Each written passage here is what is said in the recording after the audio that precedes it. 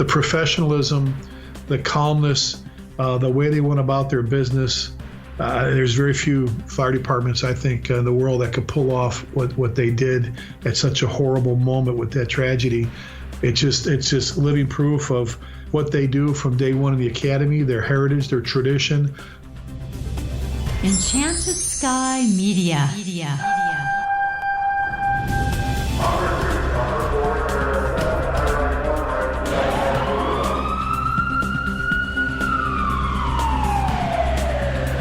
From the Enchanted Sky Studios in Prescott, Arizona, this is Code 3, the Firefighters podcast, hosted by award-winning journalist Scott Orr.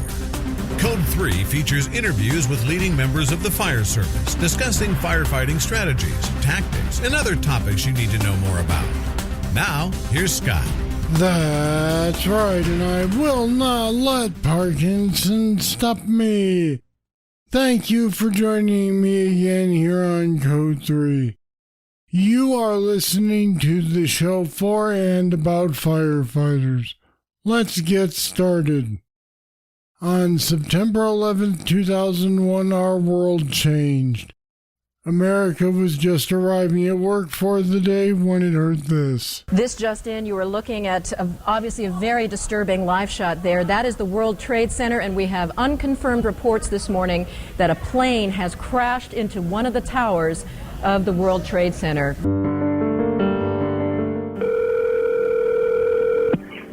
Fire Department 408, where's the fire?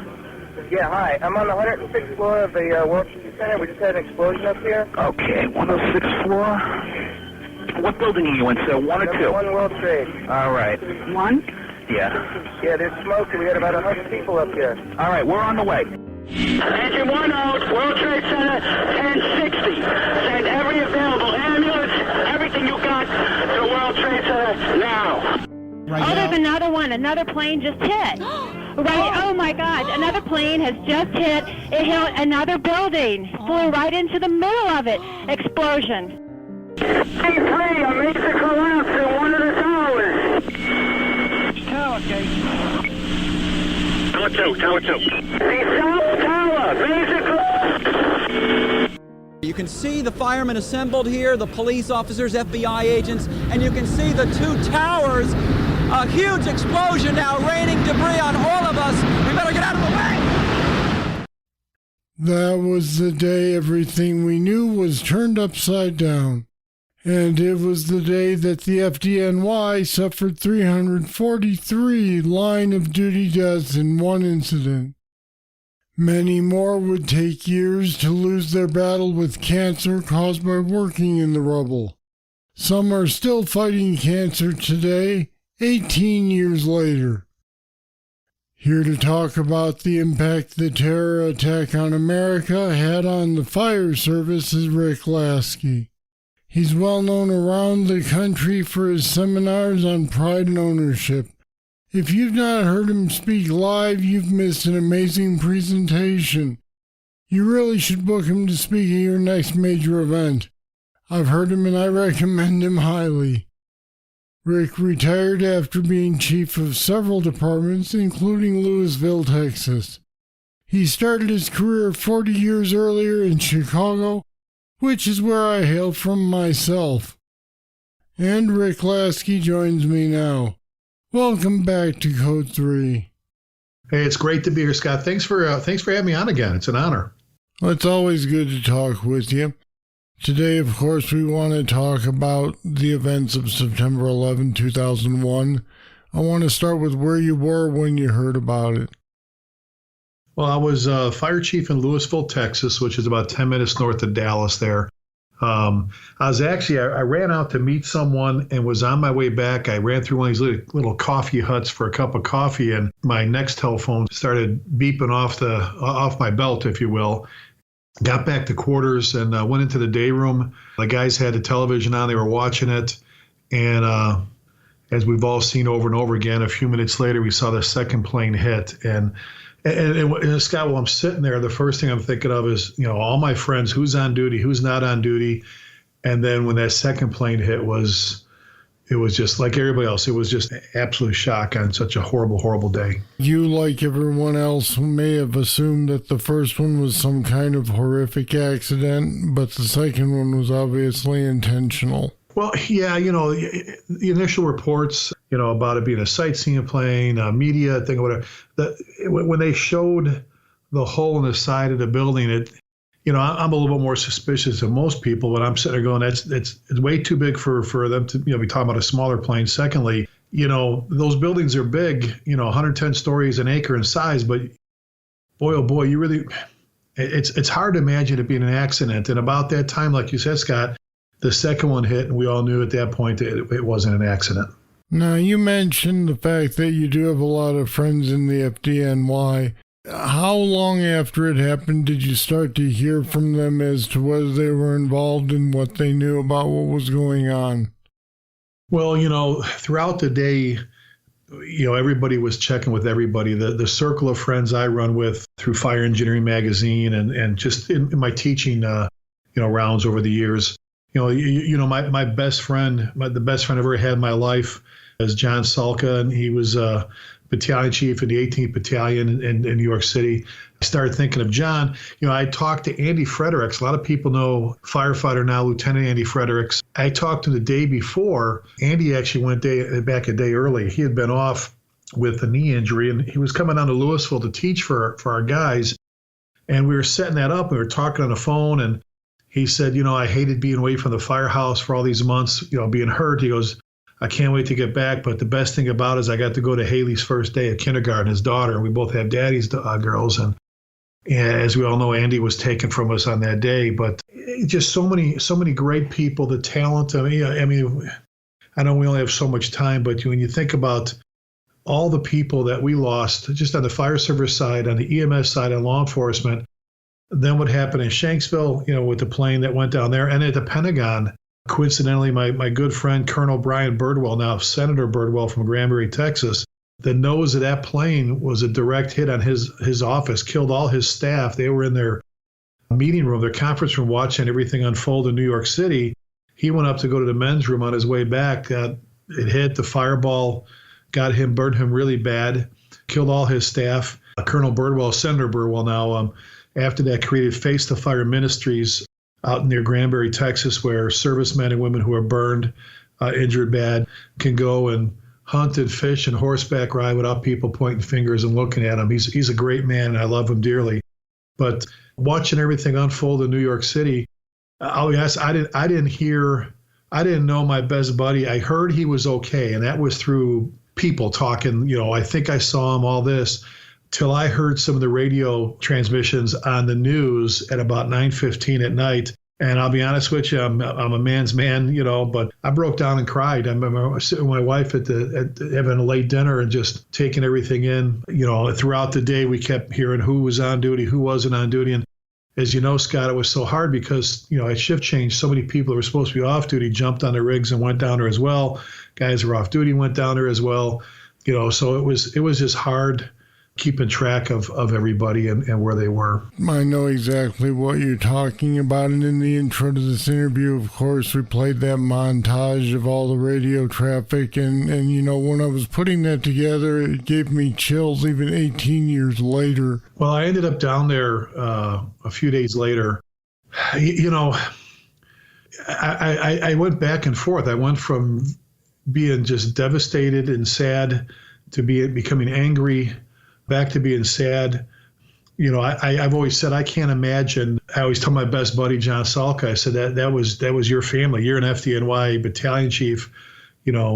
All those years on the job there, busiest companies. His very good friend, one of his best friends, Jay Jonas, now deputy chief. I think he's a borough commander or acting borough commander in the 7th Division in the Bronx. Jay was the captain on Ladder 6 that everybody's heard about over the years. I think the one special is called in the History Channel, The Miracle of Stairwell B. They were bringing Josephine down. Jay and John went to the academy, the Proby school together. They carpooled. Jay is godfather for one of John's sons, James, who's currently a captain in the Marines.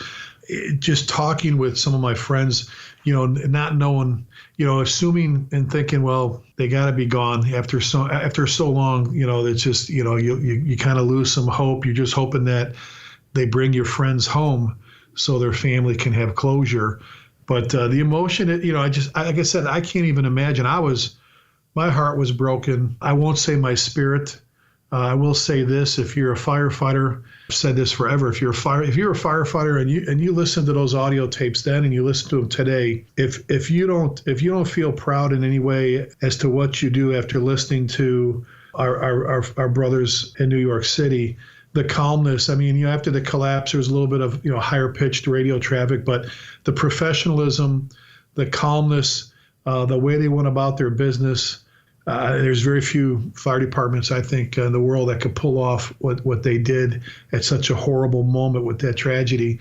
It's just living proof of what they do from day one in the academy, their heritage, their tradition, what they produce.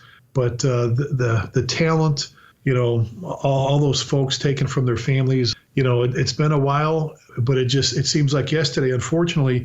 And Scott, it's on my challenge coins. One of the sayings I kind of came up with after that, because everybody did the whole never forget thing right away. Never forget, never forget. And, I've said for years, I've written about it and I've talked about it. Never forgetting means never forgetting. And, for the longest time, Scott, you could go to FDIC in Indianapolis, any show where there's exhibits, and pretty much every piece of fire apparatus had a memorial decal on it, something remembering those that were lost. And now you'd be hard pressed.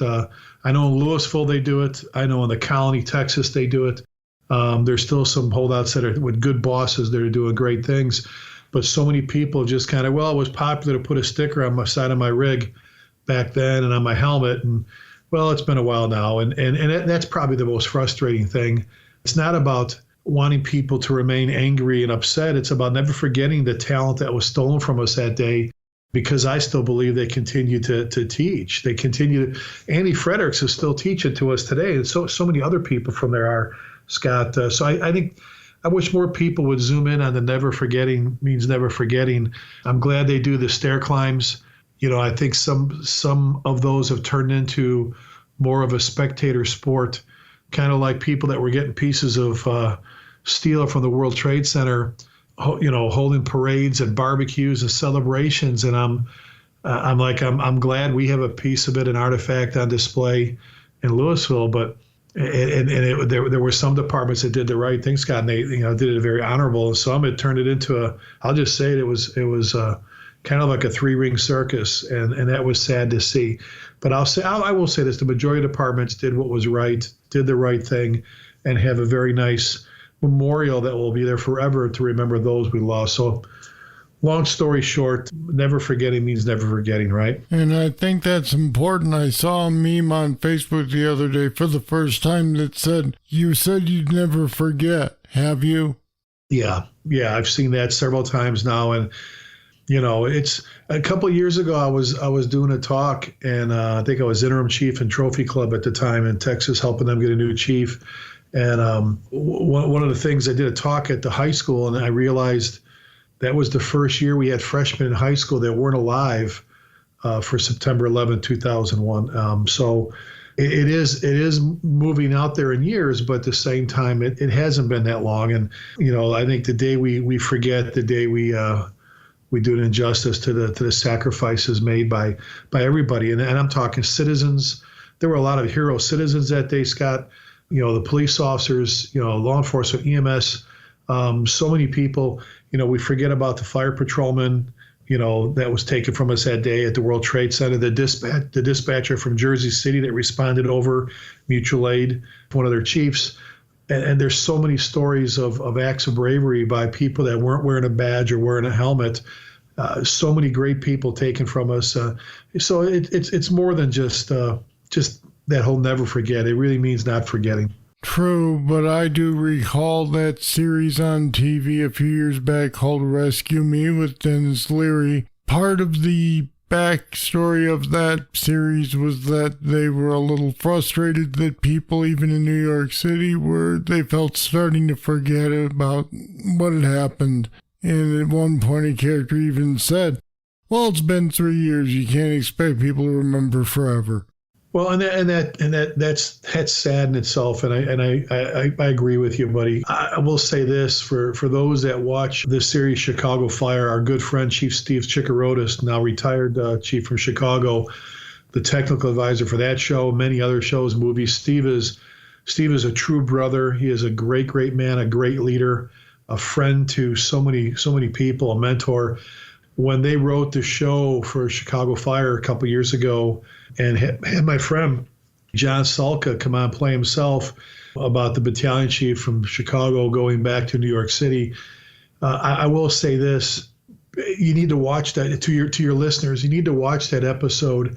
Listen to what that chief says the moment he starts describing what happened. He takes you from the Chicago firehouse to them getting out of the cab in front of 10 and 10's house in New York and at the base of the Freedom Tower at the World Trade Center site. And then you see our friend John Salka come out and greet him. When you hear him explain about how how you're supposed to feel when he sees the little kids running around by the fountains, by the memorial fountains, I'll tell you, Steve Chikarotis and their writers did an incredible job, Scott, really explaining for how you should feel. A lot of people were frustrated. A lot of people, especially firefighters, we're used to saving people or doing everything we can. And when you get there and after a while, there's nothing you could do. You feel almost like you failed them. And that's what he had to overcome. It's just an incredible, I know it's a TV show, but what an incredible way to explain how you should feel. And I think a lot of people, Scott, have struggled with, okay, should I be angry? Should I be sad? Should I just, once in a while, I think you need to take time to celebrate the lives of those who were lost. We did a show on fire engineering, and we had Chief Jay Jonas, I mentioned Jay, come on the show, and Captain Mike Dugan, another great guy. And we talked about those we lost. We didn't go back to that day per se and talk about Mike working, Mike's the one that hung the flag up over on the light stand that you saw in Reader's Digest. Jay obviously being rescued after the collapse, the Miracle Stairwell B. Scott, we were able to sit down and talk about those we lost and celebrate their lives and shared some stories about Andy, Billy McGinn. Lieutenant Billy McGinn was lieutenant of Squad 18, who was the one on the radio that said that, not exactly word for word, but some lines, that plane was flown deliberately into that building. We need to be thinking terrorism. Billy was one of our instructors at FDIC, good friend of John Salka's again. I told a little story about him it's a funny story. So we shared some stories about the incredible people that were taken from us that day, and some teaching moments, some funny moments about them. And it's easy to get sad on September 11th, the days leading up to and after, but once in a while I think we need to spend time talking about those people and just how great they were and what they meant to us. What do you think of the tourists who go out there and shoot smiling selfies and with the memorial in the background? I struggle with that, like a lot of people. I've been a big fan of on the fire scene when your guys and gals make a good stop, make a grab, make a rescue. When nobody's around, you kind of get them together, you take a picture of the moment, celebrating, their victory at that fire scene. I take issue with some of the people. I think some of it is an accident. I think some people want to record the moment. They're standing in front of the memorial, or they're standing somewhere there, and they smile because most people do that. Most people smile when you take pictures of them. So I think some of it's by accident. I think some of them that are taken, I think these are probably the few, don't exercise that good judgment. And those are the people I really wish wouldn't do it. But I think a lot of it, Scott, a lot of the selfies are people recording the moment. Here I am at the World Trade Center, at the memorial, at the fountains, getting ready to go into the memorial, the museum. And I think it's just a natural. It's you know what I'm saying, Scott. Sometimes it's just people are so.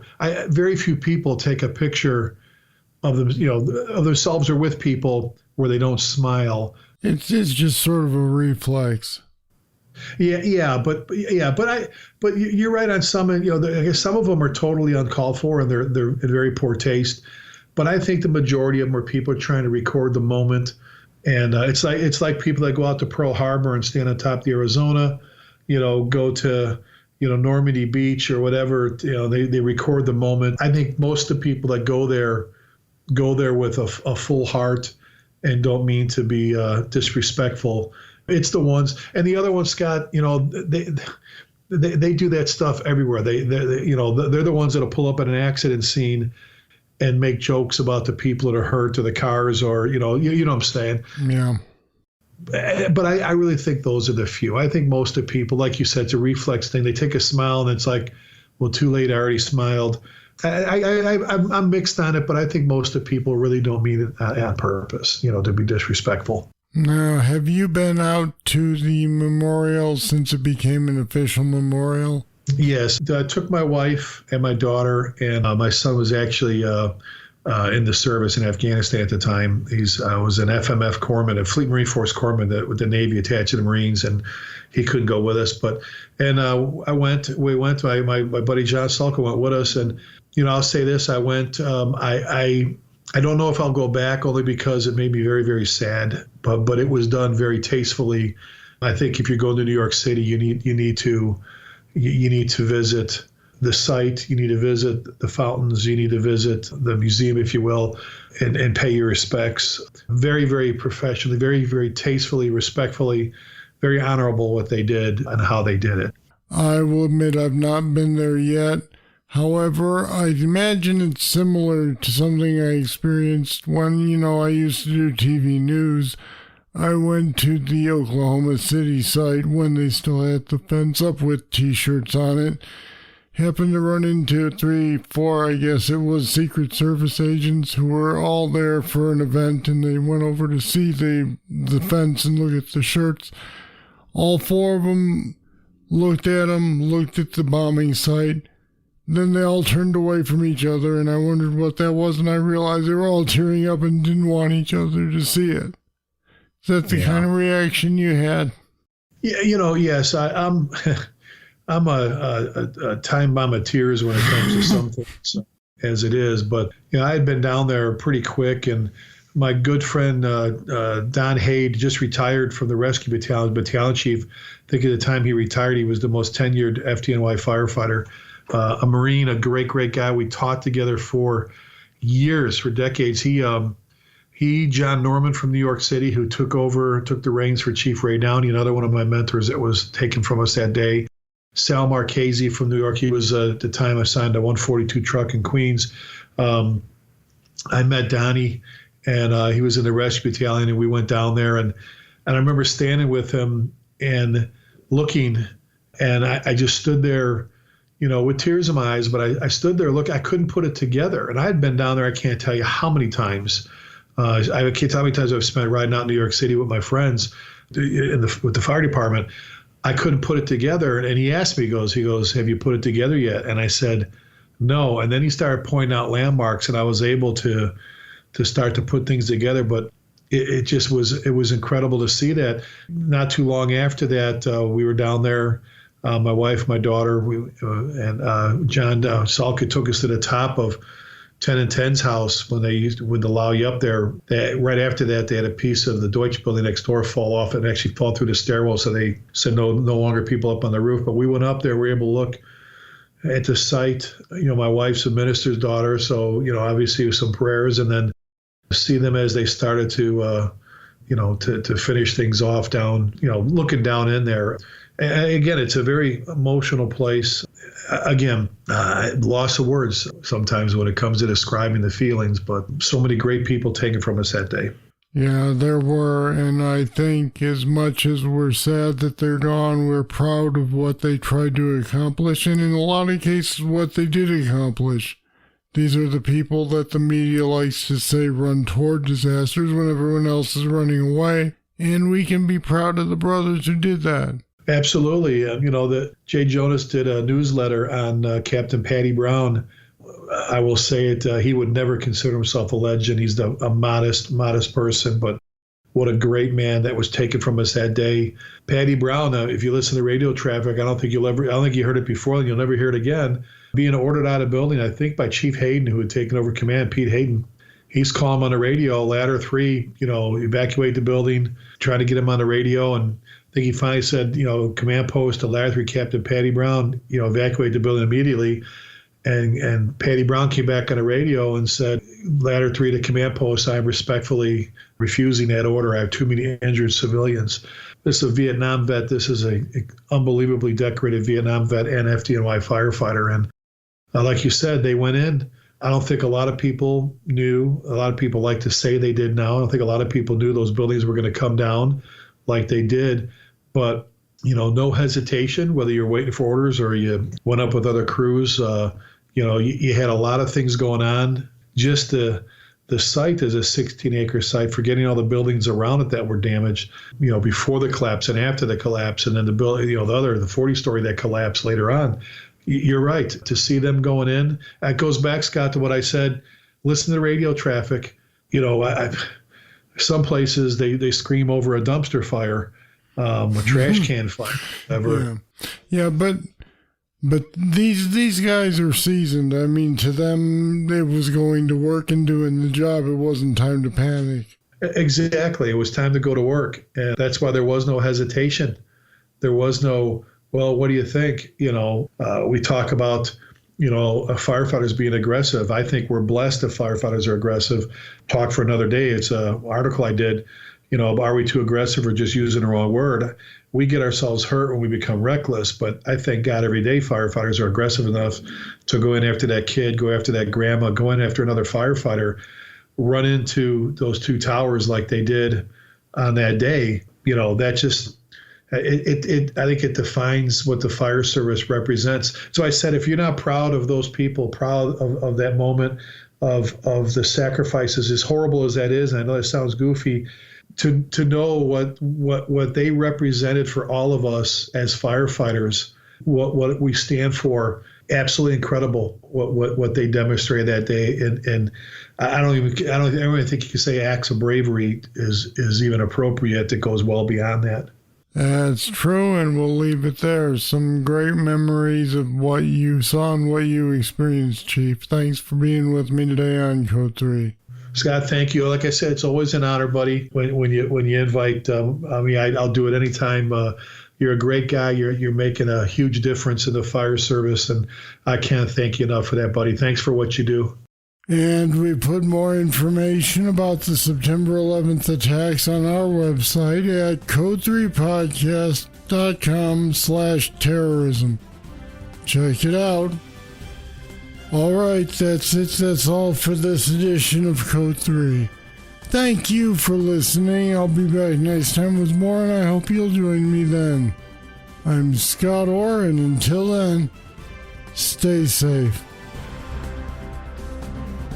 Code 3 is a production of Enchanted Sky Media. To contact us, get more information on today's topic, or to subscribe to the podcast, go to code3podcast.com.